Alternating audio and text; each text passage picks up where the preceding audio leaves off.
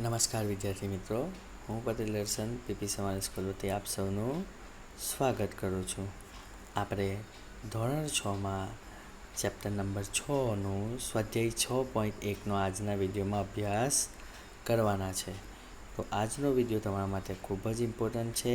પૂર્ણાંક સંખ્યાઓ એ આગળના ધોરણોમાં ખૂબ જ ઉપયોગી ચેપ્ટર છે. તો આ વિડીયોને તમે અંત સુધી જુઓ તેવી મારી વિનંતી છે. તો ચાલો સ્વાધ્યાય 6.1 ચેપ્ટર નંબર 6. ચાલો એનો પ્રશ્ન નંબર 1 જોઈએ આપણે. તો પ્રશ્ન નંબર 1માં શું કીધું છે કે નીચે આપેલા પદોના વિરુદ્ધ પદ લખો. વિરુદ્ધ પદો એટલે કે વિરુદ્ધ હોય. ધારો કે હું કહું કે છોકરો તો એની જગ્યાએ છોકરી. હું કહું કે વધારે તો તમે કહ્યું કે ઓછું. મેં કહું જાડું તો તમે કહું પાતળું. બરાબર. તો એ રીતના વિરુદ્ધ પદ થયા. બરાબર. પુરુષ તો સ્ત્રી. બરાબર. તો એ રીતના વિરુદ્ધ પદ આપણે લખવાના છે. તો ચાલો પ્રશ્ન નંબર 1 એમાં જોઈએ પહેલું. તો પહેલું છે વજનમાં વધારો. તો વજનમાં વધારો તો એને આપણે વિરુદ્ધ પદ લખો. તો વજનમાં વધારો તો શું થાય એનું વિરુદ્ધ? વજનમાં ઘટાડો એનો વિરોધી થાય. બરાબર. ત્યારબાદ છે બી. 30 કિલોમીટર ઉત્તરમાં આપણે જાણીએ છીએ કે ઉપર ઉત્તર, નીચે દક્ષિણ, આ બાજુ પશ્ચિમ અને આ બાજુ પૂર્વ. જો 30 કિલોમીટર ઉત્તરમાં તો એનું વિરોધી શું થાય? 30 કિલોમીટર દક્ષિણમાં.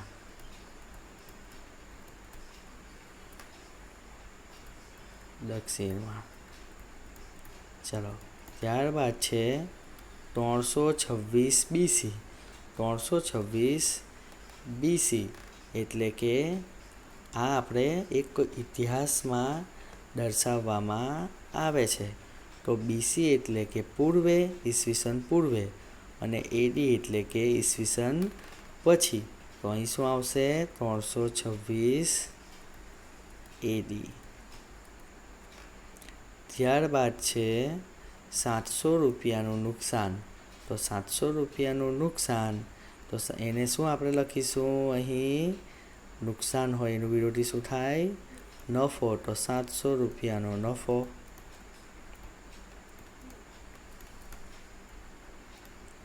ત્યારબાદ છે ઈ. દરિયાની સપાટીથી 100 મીટર ઉપર. તો એનો વિરોધી શું થાય? તો દરિયાની સપાટીથી 100 મીટર નીચે.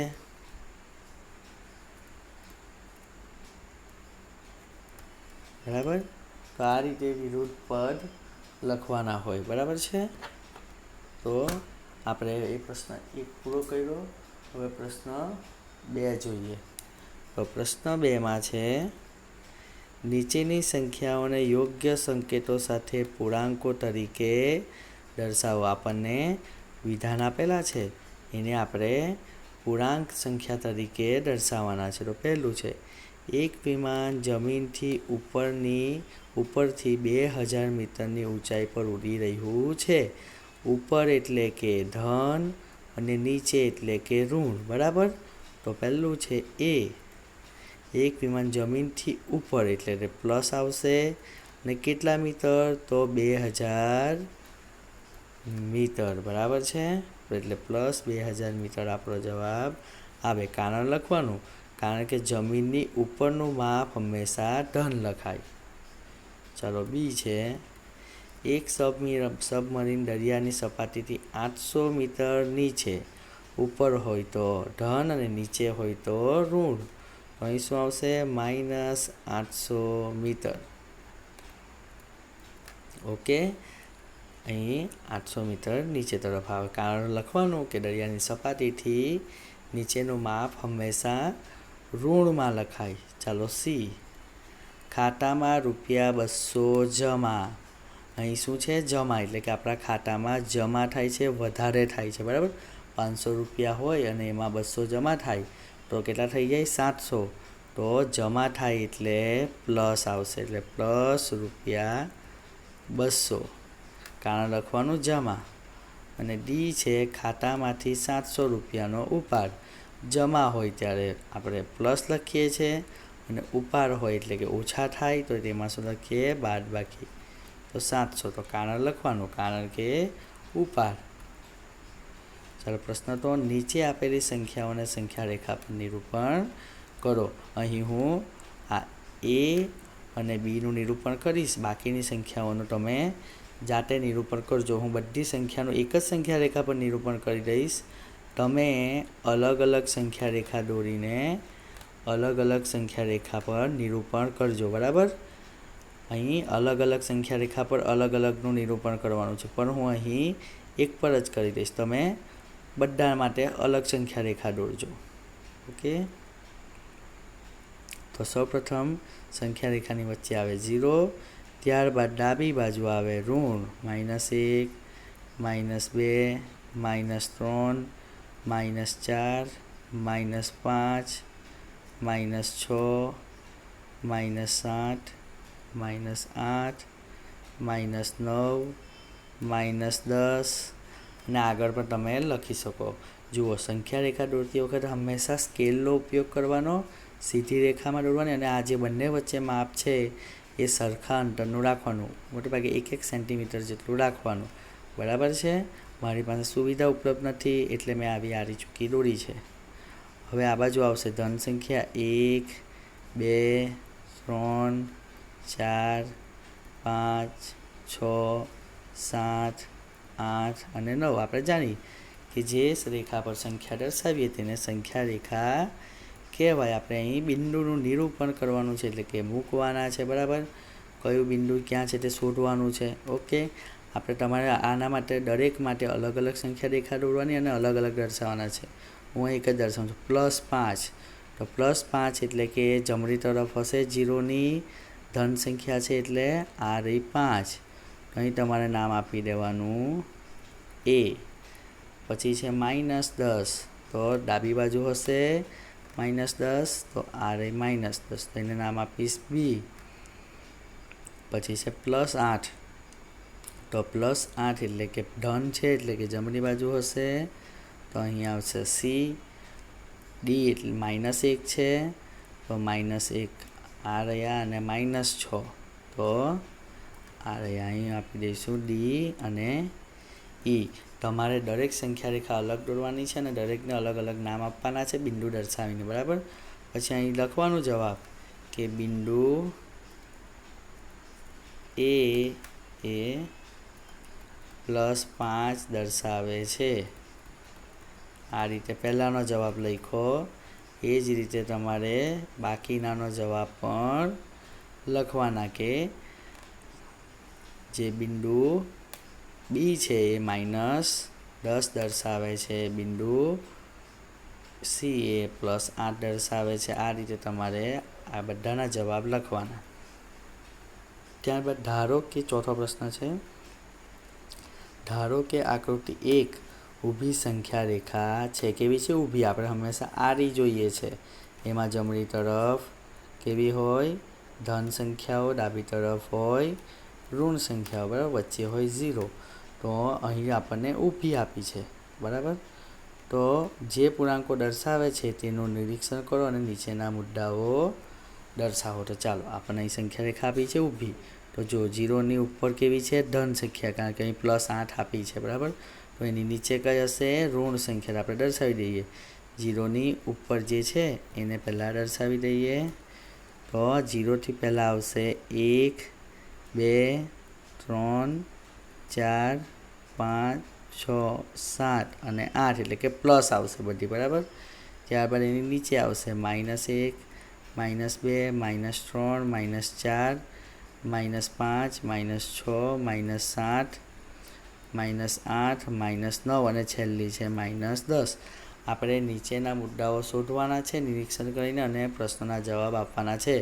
જો અહીં અલગ અલગ અમુક બિંદુ માટે નામ આપેલા છે બિંદુના. બરાબર, તો આપણે જવાબ આપીએ. ચાલો, તો પહેલું છે A, કે જો બિંદુ D પૂર્ણાંક +8 છે તો પછી -8 વાળું બિંદુ કયું છે? જો D પૂર્ણાંક +8 છે તો આપણે -8 વાળું જોઈએ. તો -8 ક્યાં છે? આ રહ્યા. એનું બિંદુ કયું? F. તો અહીં જવાબ લખવાનું છે કે બિંદુ F. -8 वाળું બિંદુ કયું છે? બિંદુ એફ. ત્યારબાદ બી, બિંદુ જી ઋણ પૂર્ણાંક છે કે ધન પૂર્ણાંક? તો પહેલાં બિંદુ જી જોઈએ, ક્યાં છે? આ રહ્યું. એની સાથે આપેલો પૂર્ણાંક કયો છે? તો -6. તો કેવી પૂર્ણાંક છે? જી એ ઋણ પૂર્ણાંક. કેમ? કારણ કે જે બિંદુ જી છે એના બરાબર -6 છે. ચાલો સી. બિંદુ બી અને ઈના સંગત પૂર્ણાંકો લખો. એટલે કે બી સાથે કયો પૂર્ણાંક છે અને ઈ સાથે કયો પૂર્ણાંક છે? તો બી સાથે કયો પૂર્ણાંક છે? +4. અને ઈ સાથે કયો પૂર્ણાંક છે? -10. અહીં લખવાનું કે બી બરાબર +4 અને ઈ બરાબર -10. ત્યારબાદ છે બી. આ પ્રશ્ન સી પણ થઈ ગયો. પ્રશ્ન ડી, કે આ સંખ્યા રેખા પર નિર્દેશ કરો કે કયા બિંદુની કિંમત સૌથી ઓછી છે. સૌથી ઓછી કિંમત એટલે કે હંમેશા ધન કરતાં ઋણ નાના હોય અને ડાબી તરફ જતાં સંખ્યા નાની થતી જાય. અહીં ઊભી આપેલી છે, તો અહીં નીચે ઋણ પૂર્ણાંક આપેલા છે, તો આપણે જેમ જેમ આગળ વધીએ તેમ તેમ સંખ્યા નાની થતી જાય. તો છેલ્લે કઈ સંખ્યા છે? -10. તો એનું બિંદુ કયું છે? ઈ. તો એ સૌથી નાની કિંમત, ઓછી કિંમત ધરાવે છે. તો અહીં લખીશું બિંદુ ઈ કેટલી છે? તો -10. બરાબર. ચાલો આગળ છે આપણને ઈ. તમામ બિંદુને મૂલ્યના ઘટતા ક્રમમાં લખો. એટલે કે મોટેથી ઓછા, ધીરે ધીરે ઓછા કરતા જવાના. બરાબર. સમજીએ કે ઉતરતો ક્રમમાં લખવાનું છે. બરાબર. તો ચાલો, આપણને ખબર છે કે જેમ જેમ ઉપર ધન તરફ જઈએ ઉપર, તેમ તેમ સંખ્યા મોટી થતી જાય અને આ બાજુ નાની થતી જાય. તો આપણે ઉપરથી લઈએ. બિંદુ કયું છે? પહેલું ડી +8. એના કરતાં નાનું કયું? સી. એના કરતાં નાનું કયું? બી. એના કરતાં નાનું કયું? એ, કારણ કે એની આગળ 2 છે. એના કરતાં આગળનું બિંદુ છે એચ, જેના -2 છે. -2 કરતાં નાના -6 એટલે જી. ત્યારબાદ એફ અને ઈ. તો આ આપણો થયો ચડતો ક્રમ. ઓકે. ચાલો આગળ જોઈએ. ઘટતો ક્રમ થયો. પ્રશ્ન 5. વર્ષમાં એક ખાસ દિવસે ભારતના 5 સ્થળોના તાપમાનની યાદી નીચે પ્રમાણે છે. આપણે તાપમાનની યાદી આપેલી છે, આપણે જોઈએ. આપણે આ તાપમાનની યાદી આપેલી છે, એમાં શું પૂછેલું છે? આ સ્થળોના તાપમાનને ખાલી જગ્યાના પૂર્ણાંકમાં સ્વરૂપમાં દર્શાવો. ચાલો આપણે તાપમાનને પૂર્ણાંક સ્વરૂપમાં દર્શાવવાનું છે. તો સિયાચીન છે એ આપેલું છે 0° થી 10° નીચું. એટલે કે ધારો કે આ સંખ્યા રેખા હોય અને 0 થી 10° નીચું એટલે કઈ બાજુ આવે? ડાબી તરફ. તો કેટલું આવે? તો 10 આગળ આપણે એકમ જોઈએ તો કયું આવે? -10. તો અહીં આવશે -10°C. 0 થી શિમલાનું કેટલું છે? 0° થી 2° નીચું. એટલે 0 કરતાં 2 નીચું એટલે કયું આવે? -2. અહીં -10, અહીં -2°C. જો -10 કરતાં -2 એ મોટા કહેવાય. બરાબર. ચાલો ત્યારબાદ છે અમદાવાદનું. તો અમદાવાદનું 0° થી 30° ઊંચું એટલે કે ધન આવે અને 0 થી ઊંચું એટલે આ બાજુ આગળ. તો કયું આવે? 30°+. બરાબર. ત્યારબાદ દિલ્હીનું છે 0° થી 20° ઊંચું છે. અહીં 20° ઊંચું છે એટલે 20°. શ્રીનગરનું તાપમાન 0° થી 5° નીચું એટલે કે ઓછું. તો કેટલા થાય? -5°. આપણે ખાલી જગ્યામાં દર્શાવી દીધા. પછી કીધું છે કે C°માં તાપમાન દર્શાવતી સંખ્યા રેખા નીચે મુજબ છે. તેના તાપમાનના નામ સામે શહેરનું નામ લખો. આપણે આ શહેરને બધાને અહીં દર્શાવવાના છે. બરાબર છે. ચાલો તો પહેલું છે સિયાચીન. કેટલું તાપમાન છે? -10°C. તો અહીં -10°C શોધી કાઢ્યા. આ રહ્યું. તો એની આગળ લખી દઈશું, અહીં હું નીચે લખું છું, તમે ઉપર લખજો સિયાચીન. બરાબર. ત્યારબાદ છે શિમલા. કેટલું છે? -2°C. અહીં શોધો. નથી મળતા તો આપણને ખબર છે 0 પછી આવે -1 ડાબી તરફ અને ત્યારબાદ આવે -2. તો આ રહ્યું આપણું શિમલા, -2°C. ત્યારબાદ છે અમદાવાદ, કેટલું 30°C. તો શોધીએ, આ રહ્યું 30°C. તો અહીં આવશે અમદાવાદ. ત્યારબાદ દિલ્હીનું છે કેટલું છે 20°C. તો 20°C શોધી કાઢીએ, આ રહ્યું દિલ્હી. તો આપણે અહીં દિલ્હી લખીશું. અને શ્રીનગરનું કેટલું છે 5°C. તો 5° ક્યાં છે? અહીં. તો અહીં આપણે લખીશું શ્રીનગર. બરાબર છે. આ રીતે આપણે નામો દર્શાવી દીધા. હવે આપણને કીધું છે સૌથી ઠંડુ સ્થળ કયું છે, જેનું તાપમાન સૌથી ઓછું એ સૌથી ઠંડુ સ્થળ. અને સૌથી ઓછું કોનું હોય? તો ઋણ સંખ્યા હોય. જેટલી મોટી ઋણ સંખ્યા એટલું એની મૂલ્ય નાનું, કારણ કે ડાબી તરફ જેમ જેમ આગળ જઈએ તેમ તેમ કિંમત કેવી થાય, મૂલ્ય કેવું થાય, નાનું થતું જાય. તો જો કયું આવે છે -10°C સૌથી નાના છે. કોનું છે એ? તો સિયાચીન. તો અહીં જવાબ આવશે સિયાચીન. બરાબર, કારણ કે એનું -10°C છે, એ સૌથી નાના છે. અહીં એવા સ્થળોના નામ લખો જેનું તાપમાન 10°C ઊંચું હોય. 10°C ઊંચું હોય એવું તાપમાન કોનું છે? તો દિલ્હી અને અમદાવાદ. તો અહીં લખવાનું અમદાવાદ અને દિલ્હી છે એનું તાપમાન 10°C ઊંચું છે. ઓકે, ચાલો આગળનો પ્રશ્ન જોઈએ. નીચેની દરેક જોડીમાં સંખ્યા રેખા પર કઈ સંખ્યા બીજી સંખ્યાની જમણી બાજુએ આવેલી છે તે આપણે કહેવાનું છે. બરાબર, તો જુઓ, હંમેશા નાની સંખ્યા એ ડાબી તરફ હોય અને મોટી સંખ્યા એ જમણી તરફ હોય. નાની છે એ ડાબી તરફ હોય અને મોટી છે એ જમણી તરફ હોય. તો આપણે પહેલાં મોટી અને નાની શોધી કાઢવાની અને પછી નક્કી કરવાનું કે કઈ ડાબી આવે ને કઈ જમણી આવે. તો ચાલો પહેલું 2 અને 9 છે. ચાલો 2 અને 9માં કઈ સંખ્યા કઈ બાજુ આવે? તો પહેલાં કઈ સંખ્યા મોટી? તો 9 મોટા. તો 9 મોટા છે એટલે 2ની કઈ બાજુ આવે? જમણી બાજુ આવે. બરાબર, કારણ કે સંખ્યા રેખા તમે દોરો, અહીંથી લખવાનું સારું કરો 0, પછી આવે 1 2 3, આ બાજુ આવે 9. તો જુઓ, આ ડાબી થઈ ગઈ અને આ કઈ થઈ ગઈ? જમણી થઈ ગઈ. તો આ જમણી તરફ આવે કઈ? આ 9 આવે. બરાબર, તો અહીં લખવાનું કે 9 એ 2ની જમણી બાજુ આવેલ છે. આ રીતે બધામાં જવાબ લખવાના છે. ત્યારબાદ બી જોઈએ. -3 અને -8, આમાંથી કયા મોટા કહેવાય? તો આપણે જાણીએ છીએ કે 0થી જેમ જેમ ડાબી તરફ આગળ વધીએ તેમ તેમ સંખ્યા નાની થતી જાય. ભલે 8 છે પણ ઋણ છે એટલે આ -3 કરતાં નાના થાય, એટલે -3 મોટા થાય. તો જે મોટી છે કઈ બાજુ આવે? જમણી તરફ આવે. અહીં જવાબ લખવાનો -3 એ -8ની જમણી બાજુ આવેલ છે. સી છે 0 અને -1. તો 0 અને -1 છે. બરાબર છે. તો કયા નાના? તો આપણે જાણીએ છીએ કે આ બાજુ 0 પછી -1 આવે, -2 આવે.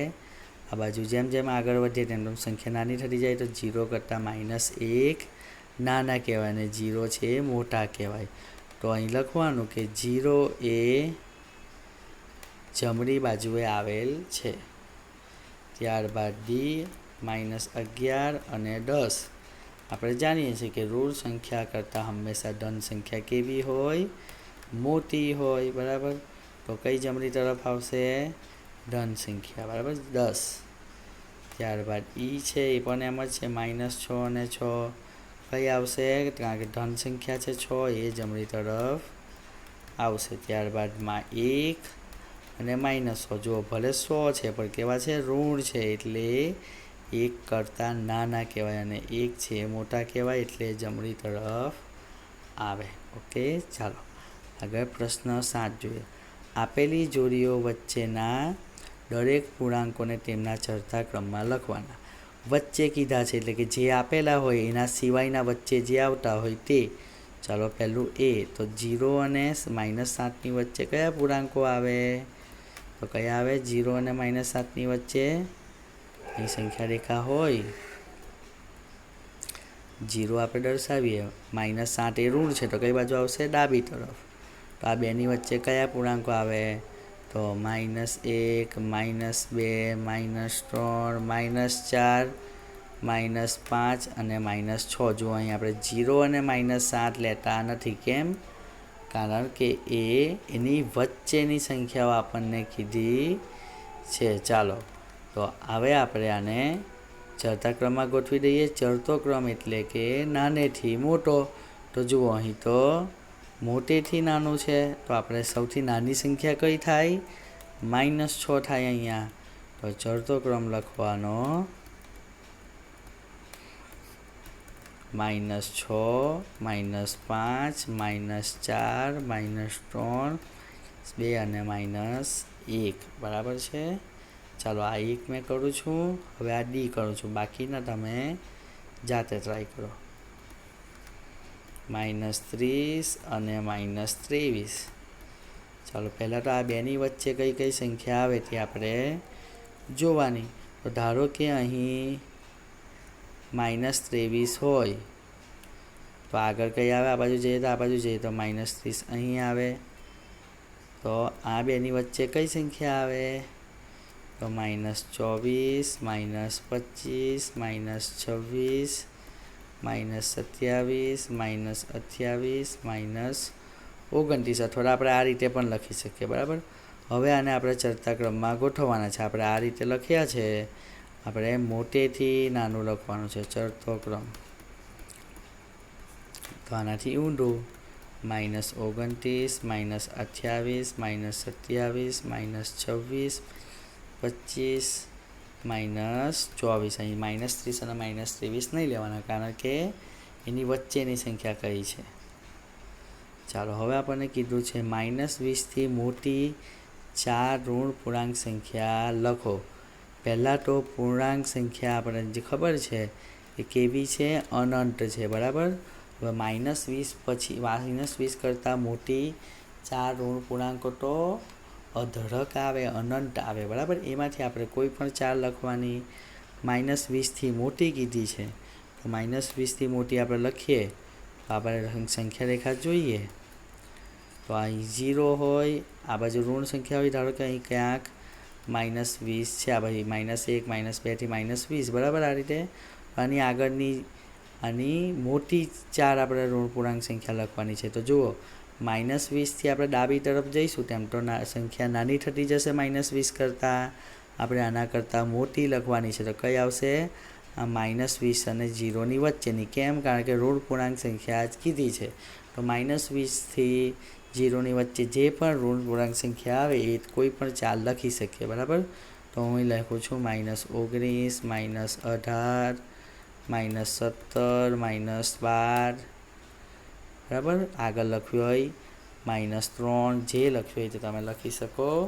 4 ઋણ પૂર્ણાંક સંખ્યા લખવાની. બી છે -10થી નાની 4 ઋણ પૂર્ણાંક સંખ્યા લખો. એટલે કે -10થી નાની.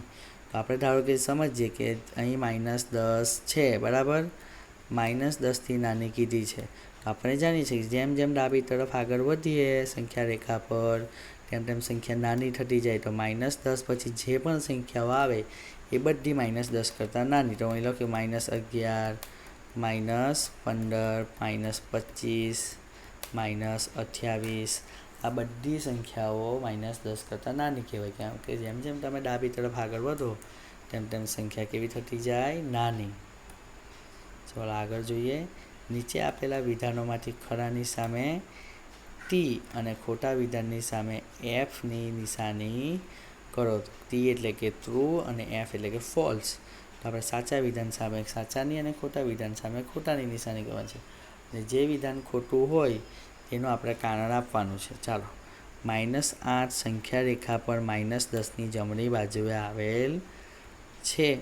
તો -8 એ -10 કરતાં કેવા છે? મોટા છે. હા, મોટા છે. તો એ કઈ બાજુ આવે? જમણી તરફ આવે. એટલે અહીં રાખીશું ટ્રુ, ટી સાચું. -100 સંખ્યા રેખા પર -10ની જમણી બાજુએ આવેલ છે. તો -100 અને -50માં કોણ મોટા? -50 મોટા. ને આપણે જાણીએ છીએ કે -50 એ જમણી બાજુ આવે, બરાબર. 100 - 100 એ એનાથી ડાબી બાજુ આવે. તો આ વિધાન ખોટું છે, એટલે આપણે F લખીશું અને એનો તમારે કારણ દર્શાવી દેવાનું કે -100 સંખ્યા રેખા પર -50ની ડાબી બાજુ આવે, અથવા તો એવું કહી દેવાનું, એવું કહી શકો તમે કે નાની સંખ્યા હંમેશા ડાબી તરફ હોય અને મોટી સંખ્યા જમણી તરફ હોય. ચલો, -1 એ સૌથી નાનો ઋણ પૂર્ણાંક છે. સાચું કે ખોટું? તો આ વિધાન પણ ખોટું છે. -1 એ સૌથી મોટો ઋણ પૂર્ણાંક છે. એ કારણમાં તમારે લખવાનું કે -1 એ સૌથી મોટો ઋણ પૂર્ણાંક છે. -26 કરતાં -25 મોટો ઋણ પૂર્ણાંક છે. તો આપણે જાણીએ છીએ કે સંખ્યા રેખા પર જેમ જેમ ડાબી તરફ જઈએ સંખ્યા નાની થતી જાય. 0 પછી ક્યાંક -25 આવતા હોય, -25 બાદ -26 આવે. તો જેમ જેમ ડાબી તરફ આગળ વધીએ સંખ્યા નાની થતી જાય. એટલે આ વિધાન પણ સાચું છે કે -26 કરતાં -25 એ મોટા છે, બરાબર. તો ટી. ચાલો, અહીં આપણે પ્રશ્ન 9 પૂરો કર્યો. પ્રશ્ન 10 જોઈએ. તો જો આપણે -2ની જમણી બાજુ સંખ્યા રેખા દોરવાની છે અને નીચેના પ્રશ્નોના ઉત્તર આપવાના છે. જો આપણે -2ની જમણી બાજુએ 4 પગલાં ચાલીએ, -2ની જમણી બાજુએ કેટલા 4 પગલાં ચાલીએ, તો આપણને કઈ સંખ્યા મળે? તો આપણે સંખ્યા રેખા દોરવાની. એક સંખ્યા રેખા દોરીએ, વચ્ચે 0, 0ની ડાબી તરફ ઋણ સંખ્યાઓ. જો ઋણ સંખ્યાઓ, ધન સંખ્યાઓ અનંત હોય, બરાબર. જમણી બાજુ ધન સંખ્યાઓ. ચાલો, તો -2ની જમણી બાજુ 4 પગલાં ચાલીએ. તો ચાલો, -2 ક્યાં છે? પહેલાં તો આ રહ્યા, ત્યાંથી આપણે કેટલા જમણી બાજુ, એટલે કે આ બાજુ ચાલવાનું છે. કેટલા પગલાં? 4 પગલાં. તો ચાલીએ. 1, 2, 3 અને 4. તો આપણે ક્યાં પહોંચીએ છીએ? 2 પર. આપણને પૂછેલું પગલાં ચાલીએ તો આપણને કઈ સંખ્યા મળે? તો આપણને કઈ સંખ્યા મળે? 2. ચાલો, બીજો છે. જો આપણે 1ની ડાબી બાજુ 5 પગલાં ચાલીએ તો આપણને કઈ સંખ્યા મળે? 1ની ડાબી બાજુ 5 પગલાં કીધા છે, બરાબર. ચાલો, આપણે 1ની ડાબી બાજુ 5 પગલાં ચાલીએ. અહીં 0, બાજુ 1, 2, 3, 4, 5, -1, -2, -3, -4. ચાલો, આપણને કીધું છે કે 1ની ડાબી બાજુ, 1 ક્યાં છે? આ રહ્યોની ડાબી બાજુ આપણે કેટલા? 5 પગલાં. તો 1, 2, 3, 4 અને 5 પગલાં ચાલીએ છીએ. તો આપણને કઈ સંખ્યા મળે છે? તો આપણને -4 મળે છે. પછી કીધું છે, જો આપણે સંખ્યા રેખા પર -8 પર હોઈએ તો -13 પર પહોંચવા માટે કઈ દિશામાં ચાલવું પડશે? તો અહીં સંખ્યા રેખા હોય, અહીં 0, આ બાજુ ધન, આ બાજુ ઋણ, બરાબર. તો ક્યાંક આ બાજુ અહીં -13 આવશે અને આ બાજુ અહીં -8 આવશે અને ક્યાંક આ બાજુ -13 આગળ આવશે. તો આપણે -13 પર પહોંચવા કઈ બાજુ કઈ દિશામાં ચાલવું પડશે? તો આપણે એ માટે ડાબી તરફ, બરાબર, ડાબી બાજુ અથવા ડાબી તરફ ચાલવું પડશે. એવી જ રીતે ડી છે. સંખ્યા રેખા પર -6 પર હોઈએ તો -1 પર પહોંચવા માટે કઈ દિશામાં ચાલવું પડે? ધારો કે અહીં -6 છે, તો આપણે -1 છે અહીં, તો એના બાજુ પહોંચવા માટે કઈ દિશામાં ચાલવું પડે? તો જમણી બાજુ. ઓકે. તો અહીં આપણું સ્વાધ્યાય 6.1 પૂર્ણ થાય છે. આગળનો અભ્યાસ આપણે આપણા નેક્સ્ટ વિડીયોમાં કરીશું. Thank you. જય હિન્દ.